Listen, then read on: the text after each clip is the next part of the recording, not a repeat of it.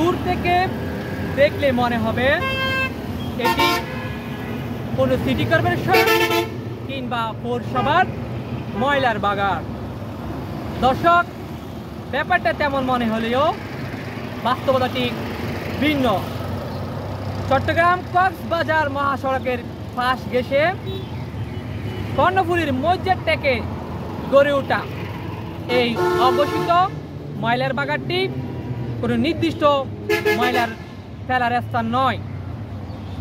মসজিদ টেক চত্বরের আশেপাশে অসংখ্য হোটেল, রেস্টুরেন্ট এবং দোকানপাটের ময়লা ফেলে এভাবে অঘোষিতভাবে গড়ে উঠেছে এই ময়লার বাগানটি, যার কারণে প্রতিনিয়ত ভোগান্তির শিকার হচ্ছেন পথচারী এলাকাবাসী। দুর্গন্ধ ছড়ার কারণে বিভিন্ন রোগ জীবাণুতে আক্রান্ত হচ্ছেন এলাকাবাসী সহ সংশ্লিষ্ট মহল। দর্শক, আমরা আজকে কথা বলবো এই এলাকার পথচারী এলাকাবাসীদের সাথে এবং কথা বলবো যাদের ময়লা ফেলার কারণে এই জায়গাটি নোংরা হয়েছে সেই দোকানদারদের সাথে। কথা বলবো তাদের সাথে, জানাবো আপনাদেরকেও।